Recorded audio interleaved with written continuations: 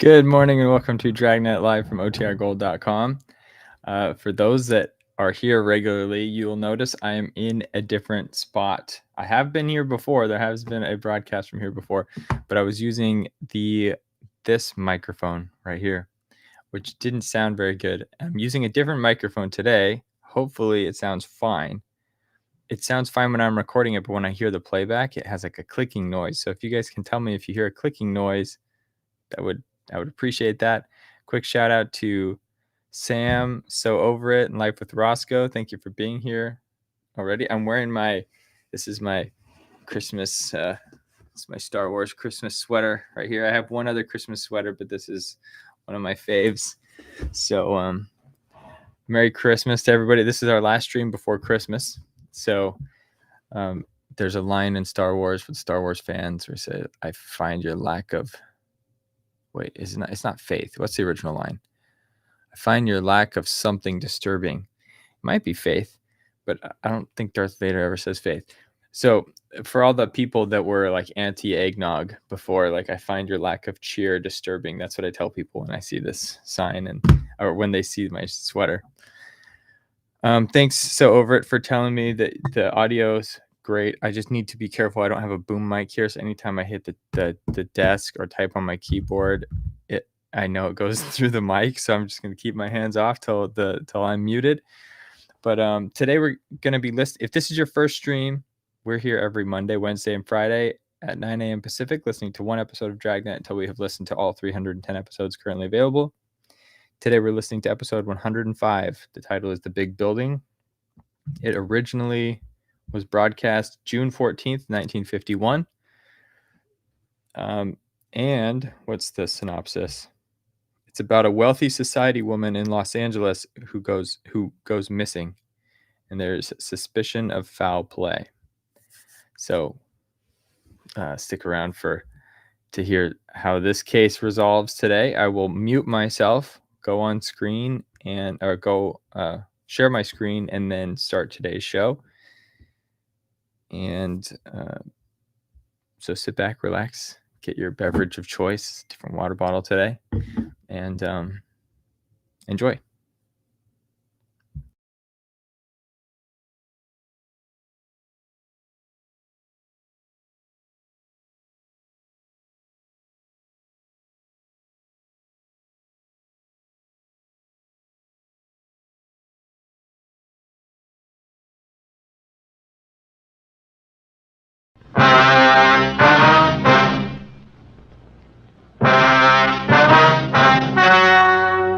The story you are about to hear is true. Only the names have been changed to protect the innocent. Fatima Cigarettes, best of all long cigarettes, brings you Dragnet.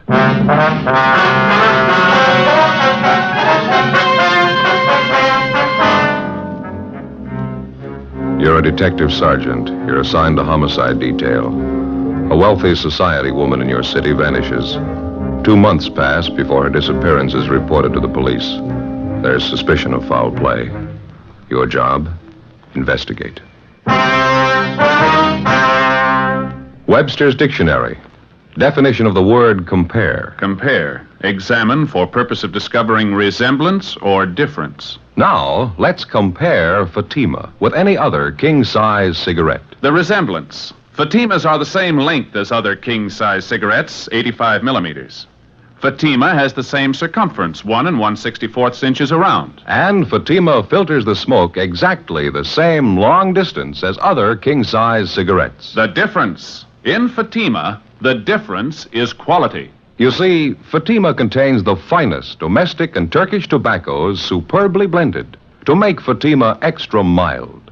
You get all the advantages of extra length plus Fatima quality, which no other king-size cigarette has. So compare Fatima yourself. Your first puff will tell you... Ah, that's different. Yes, in Fatima, the difference is quality. Buy Fatima. Best of all long cigarettes.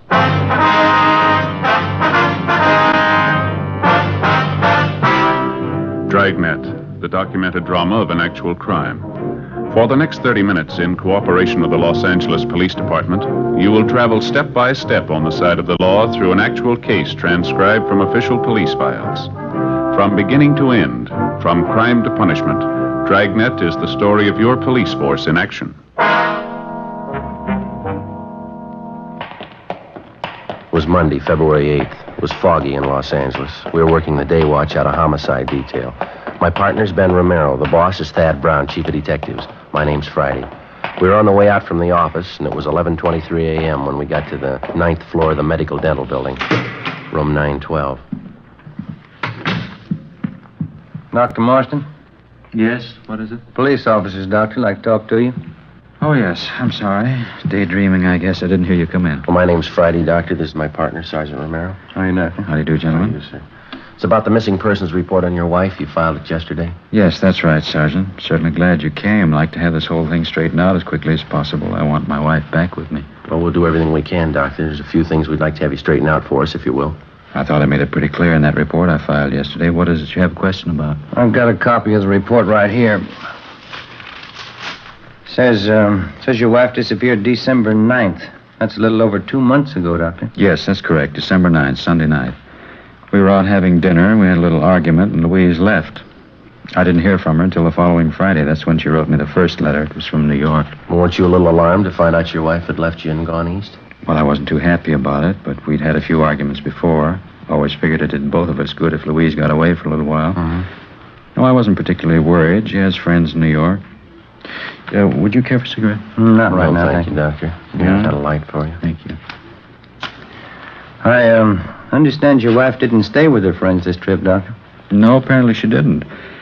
However, I wasn't too concerned. She wrote me letters twice a week, and then she wrote Stanley. That's our son. He's in military school. Louise wrote to him regularly, too.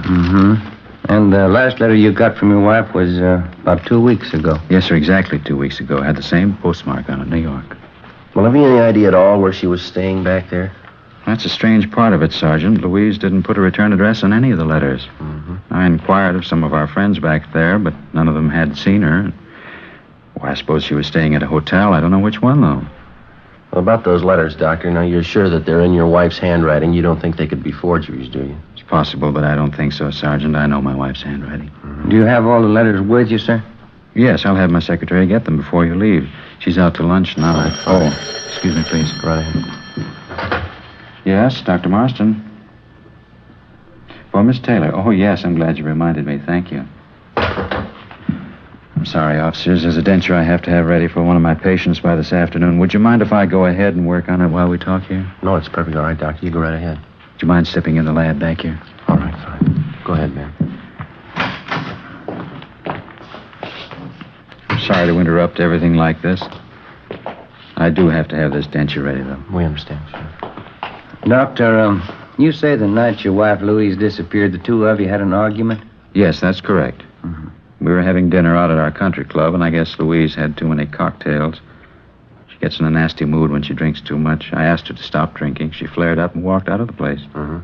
Did anyone besides yourself see her leave? Oh, yes, 2 or 3 couples, friends of ours. When I found out Louise had gone off to New York, I thought, well, it was her way of teaching me a lesson. I wasn't too disturbed about it until the letters stopped coming. Well, how about your son, Stanley? Do you know if he's still getting the letters from his mother? No, he's not. I telephoned him up at his school. He stopped getting letters about the same time I did. Let's see, where did I put that casting ring? Oh, yes, here we are.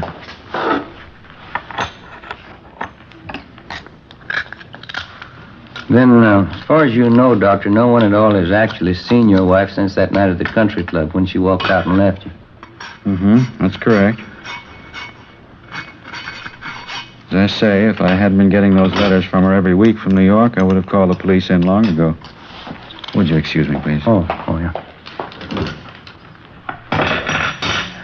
Quite a bit of oxide in this gold crown I've cast here. A little bit of acid should take care of that. Well, what's your theory on all this, Doctor? Your wife leaves suddenly and she goes to New York. She corresponds with you and your son, and then her letters stop coming. What do you think might have happened? Well, frankly, Sergeant, the whole thing's a terrible family mix-up. Get this crown here out of the acid.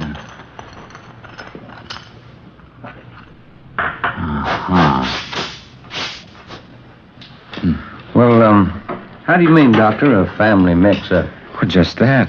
There's only one reason for Louise disappearing the way she has. Money. Money and that stepfather of hers. Say, would you switch on that small motor there, Sergeant? I've got to polish up this crown and get it in shape. Oh, yeah. Sure. Thank you. Well, what do you mean, Doctor? How does your wife's stepfather fit into all this? Money mad. It's about the size of it. I don't know if you're aware of it, but my wife, Louise, was left a considerable amount of money by her aunt. Uh-huh. Well, it was a fortune, as a matter of fact. Louise's stepfather has always been trying to get his hands on it. Excuse me again. Sure, go ahead.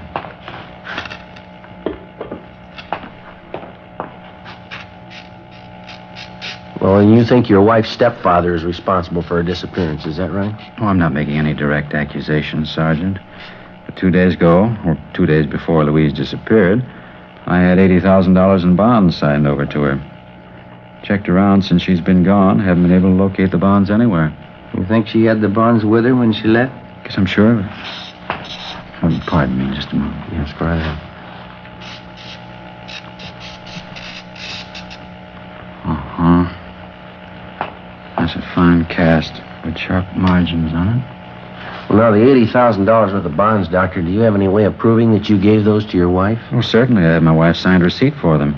You're welcome to check it over if you like. Mm-hmm. Just how do you think your wife's stepfather figures in there? Is there any indication he might have made a move to get the bonds? Enough to satisfy me, yes. My secretary told me about it. Lenore Dexter, that's the girl in the reception room. All right. The night after my wife left me at the country club, that'd be December 10th, Miss Dexter was at the airport waiting for a friend to arrive on a plane. While she was waiting, she saw my wife and her stepfather cross through the waiting room and go out toward the main gate. Mm-hmm. Your secretary's sure it was really your wife and her stepfather. Well, that's what she told me. You're certainly welcome to talk to her yourself if you like. Yes, and well, besides the bonds, do you know of anything else of value that your wife had with her when she left? No, I don't think so. She had her fur coat on, of course. It's expensive. She was wearing a diamond ring, anniversary gift from me, large solitaire, worth quite a bit of money. You can get the description from the jeweler. I'll give you his name. All right, Doctor. Your wife's stepfather, we'd like to have his name and address, too. Surely, I'll have my secretary check on both of them right now. All right, fine. Sergeant, you've got to find Louise. I've got to have her back with me. Well, we'll do everything we can, Doctor. We promise you that. I know my wife wouldn't stay away of her own free will, not this long, not at a time like this. How do you mean, sir? Well, let me show you.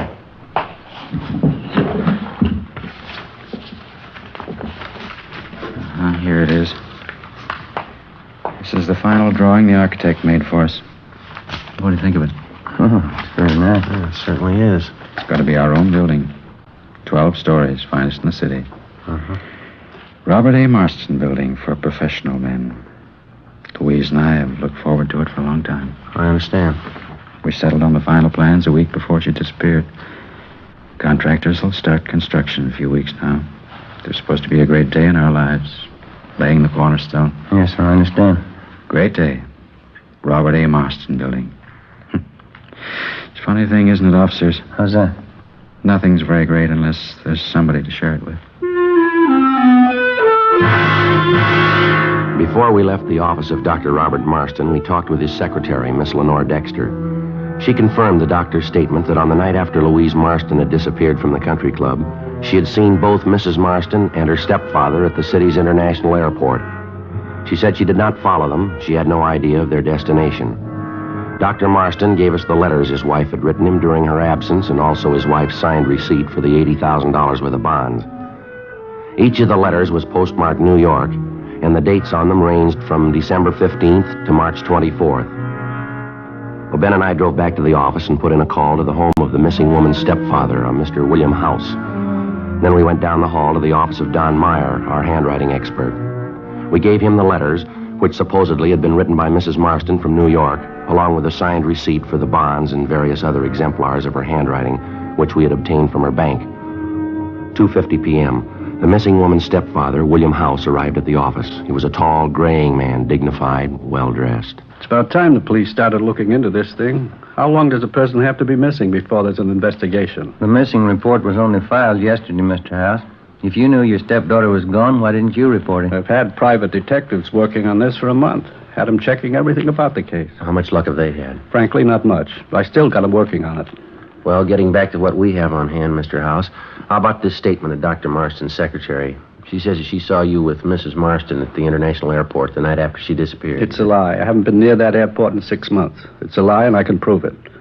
I don't know what Marston's up to, but he isn't going to get away with it. What do you mean by that, sir? I think he's murdered Louise. I think he killed her and buried her somewhere. That's my honest opinion. You sound sure of it. I am sure of it. I knew Marston for what he was the day I met him. He's a fortune hunter, pure and simple. He's after Louise's money, and nothing's going to stop him. Nothing has stopped him. Well, I was under the impression that Dr. Marston was wealthy before he married your stepdaughter. Isn't that right, sir? Certainly not. He was just another poor dentist with a lot of big ideas. All this talk about putting up a building, naming it after himself. Why, Louise fought him on that constantly. He's some kind of crazy egotist. Well, what about the $80,000 in bonds he says he signed over to Mrs. Marston? If he told you that, he's a bigger liar than I thought. Well, he gave us a receipt for the bonds. It was signed by his wife. Can you account for that? Frankly, no. Either he got her signature on it by some kind of trick, or he forged it. I'm sure he never had that much money. Those bonds belong to Louise. And what about the letters Dr. Marston got from his wife? You think they were forged, too? I'm positive they were. Don't you see, officer?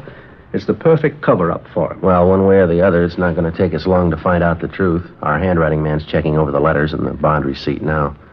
Can you fill us in at all on Dr. Marston's background, Mr. House? Only since he's been connected with the family, since he married Louise. Say, would you give me a cigarette, please? I went off and left mine at home. Oh, sure. Here you are. Thank you. Thank you. I can't tell you how I feel about it, officer. I'm afraid of that man. I'm deathly afraid of him. I know he's done something terrible to Louise. Well, how can you be so sure of it, Mr. House? You must have some basis for your opinion. I just know, that's all, Sergeant. If Louise had just disappeared and there wasn't any question of money involved, I wouldn't be so anxious about it. But $80,000 worth of bonds, that'd be enough to tempt Marston to murder his own mother. You don't know him like I do. Well, what do you know about him, sir? There must be something concrete. I can tell you this much, officer. Marston's a man who is capable of murder. Now, I'm a sensible man. I don't walk up and down the street looking for murderers. But I know when we've got one in the family. That much you've got to believe. You will believe it. Well, sir, excuse me just a minute. I'll get that. Homicide, Friday. Yeah, Don. Is that right? All of them? Right. Thank you, Don. Well, that was our handwriting man, Mr. House. Yes? He just finished checking the writing in those letters and on the receipt for the bonds. What'd he say? Forgeries? No, sir. They're genuine. Every one of them. As soon as William House left the office, Ben and I began an immediate check of his whereabouts the night after his stepdaughter, Louise Marston, had disappeared. We talked to his friends and associates, members of the staff at the club where he lived. We found a dozen people who backed up House's claim that he was nowhere in the vicinity of the airport the night after Mrs. Marston dropped from sight. We went back and talked with Dr. Marston's secretary, Lenore Dexter. She still insisted that she had actually seen House at the airport with the missing woman. Dr. Marston and the stepfather continued to accuse each other of murder. At our request, repeated efforts were made by the New York police to locate Mrs. Marston. No luck. We checked and rechecked with the maid at the home of the missing woman.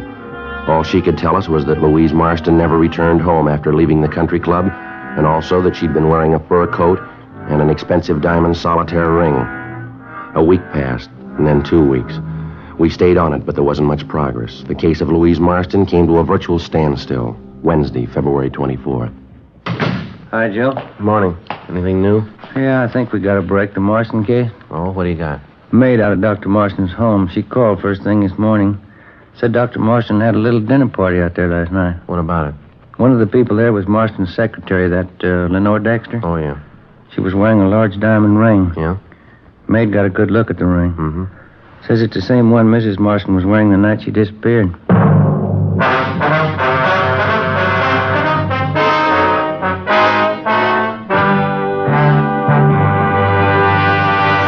You are listening to Dragnet, authentic cases from official police files. Now, let's look at our Fatima files. Listed under B. Borden, Mrs. Claiborne of Palm Springs in San Francisco. She says, Pleasing, distinctive, and really extra mild. That's the way I'd describe Fatima. It's definitely the best long cigarette. friends, more smokers now insist on Fatima than ever before. Because in Fatima, the difference is quality. Quality of tobaccos. The finest domestic and Turkish varieties, extra mild, superbly blended, to give you a much different, much better flavor and aroma. Quality of manufacture. Smooth, round, perfect cigarettes. Rolled in the finest paper money can buy. Manufactured in the newest and most modern of all cigarette factories. Quality, even to the appearance of the bright, clean gold and yellow package. Remember, Fatima gives you all the advantages of extra length, plus Fatima quality, which no other king-size cigarette has. So if you smoke a king-size cigarette, compare Fatima. You'll find they now cost the same. But your first puff will tell you, Ah, that's different. yes, in Fatima, the difference is quality.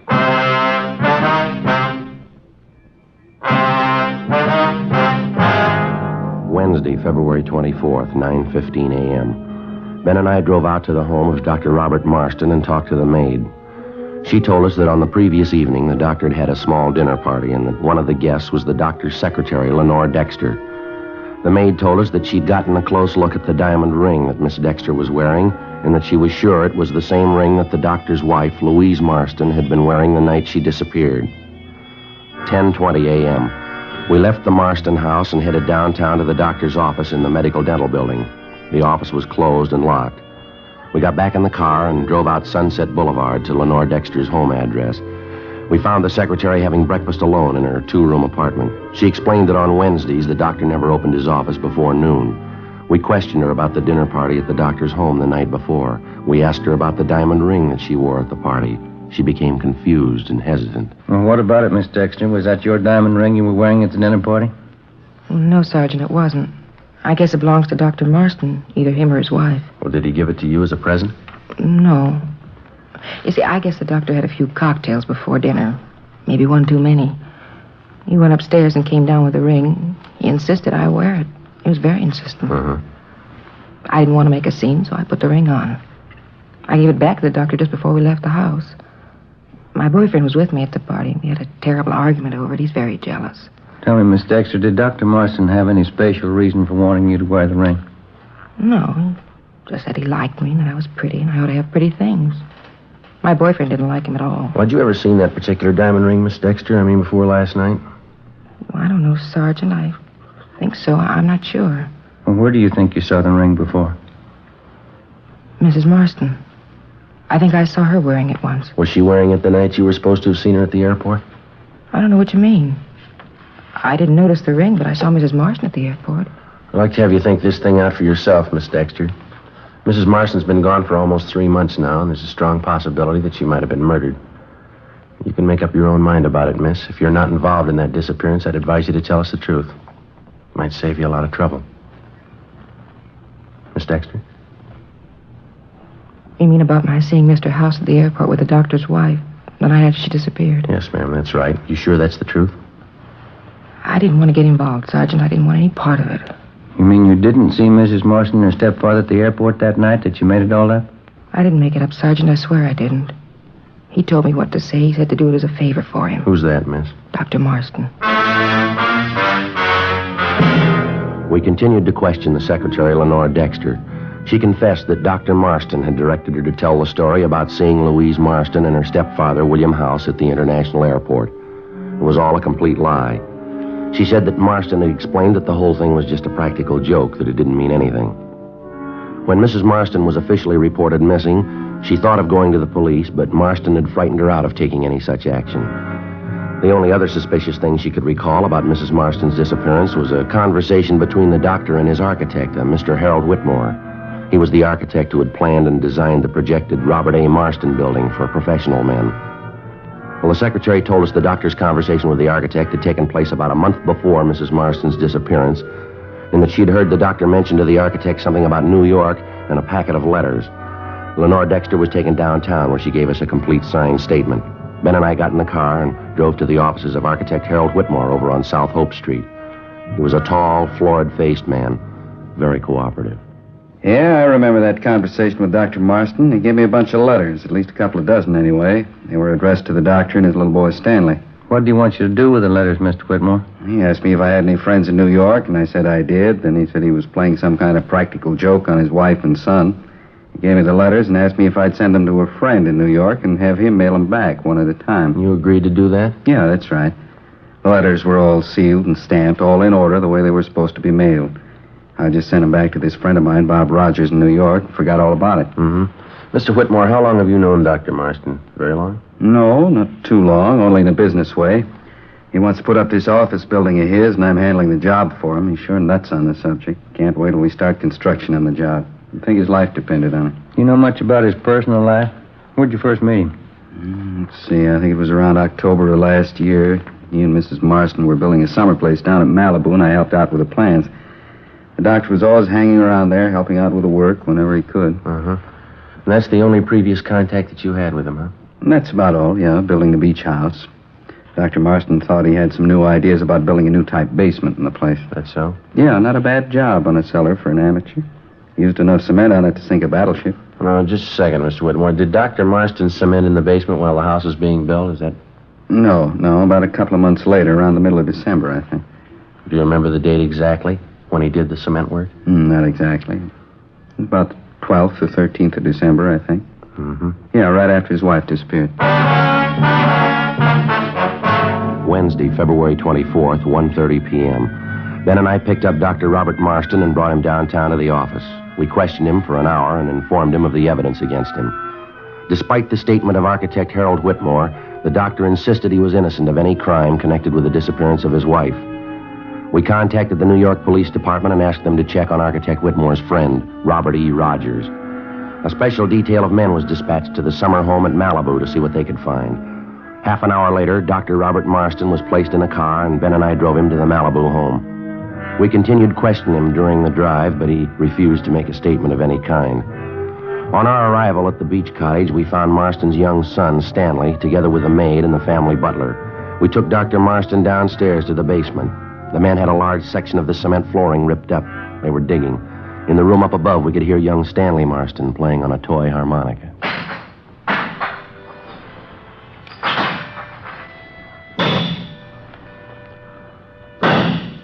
I'd like to know something, Sergeant, just for my information. Yes, sir?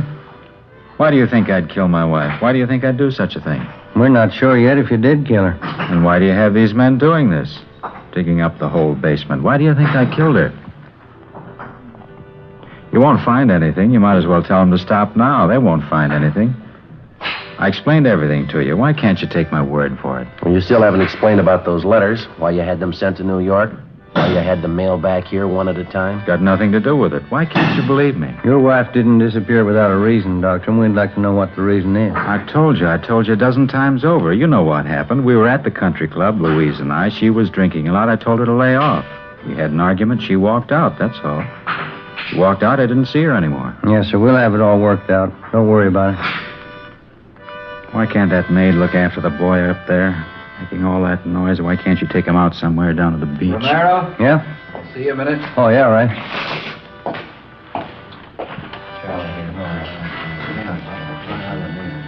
Sergeant, what do you want me to say?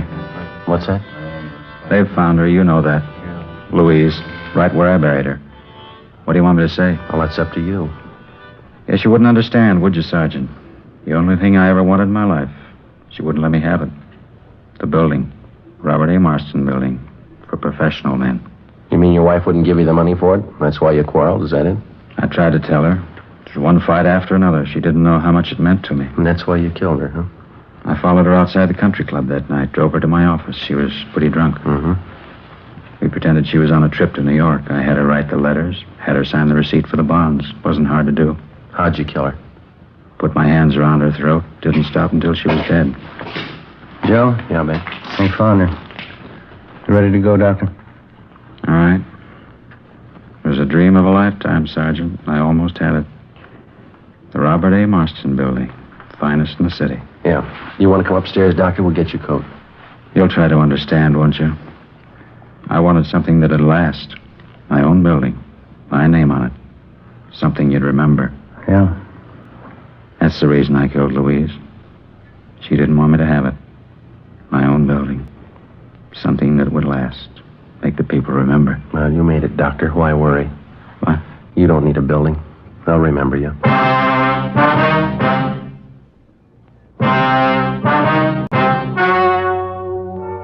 The story you have just heard was true. Only the names were changed to protect the innocent. On June 3rd, trial was held in Superior Court, Department 87, City and County of Los Angeles, State of California. In a moment, the results of that trial. And now here is our star, Jack Webb. Thank you. Friends, our latest sales figures indicate that Fatima is undoubtedly the fastest growing long cigarette in the country.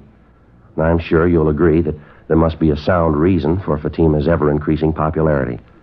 Well, to my way of thinking, that reason can be summed up in just 2 words. Fatima quality. You'll spot it instantly. Fatima gives you all the advantages of extra length plus Fatima quality, which no other king-size cigarette has. So tomorrow, buy a pack of Fatimas and prove to yourself that the difference is quality.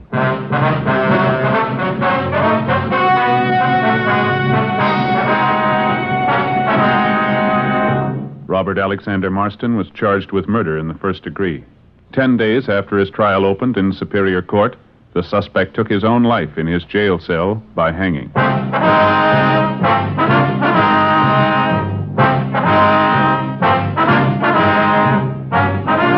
You have just heard Dragnet, a series of authentic cases from official files. Technical advice comes from the Office of Chief of Police W.H. Parker, Los Angeles Police Department. Fatima Cigarettes, best of all long cigarettes, has brought you Dragnet, transcribed from Los Angeles.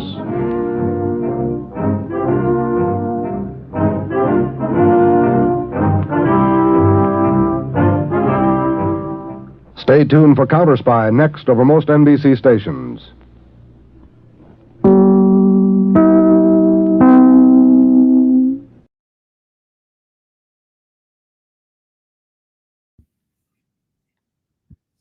All right. Let me shut this down here. Hang on, I'm still hearing it. Okay, it ended. All right. Well, hopefully we seems like everybody enjoyed that episode. Yeah, about halfway through us thinking like they're making a big deal about this cornerstone getting placed in this building. So that, oh man, she's like buried inside the cornerstone or something, or under the cornerstone. Crazy people. The Marston building for professional men doesn't exist today, or it got replaced. They probably raised it, and what was the Kmart of the 1950s? Sears. They took it down and then put a Sears there, and then Sears got replaced by an Amazon warehouse. So if you see an Amazon warehouse, that's probably where the old James A. Marston building for professional men is, or Robert A. Marston. I'm thinking James Marston, like the actor. Okay, well, that was a fun time in chat. Thank you all for participating. This is our last stream of the not of the year, because we'll be back on December 30th, but we're not going to be here next week at all. There will be a Tuesday night stream for Lux.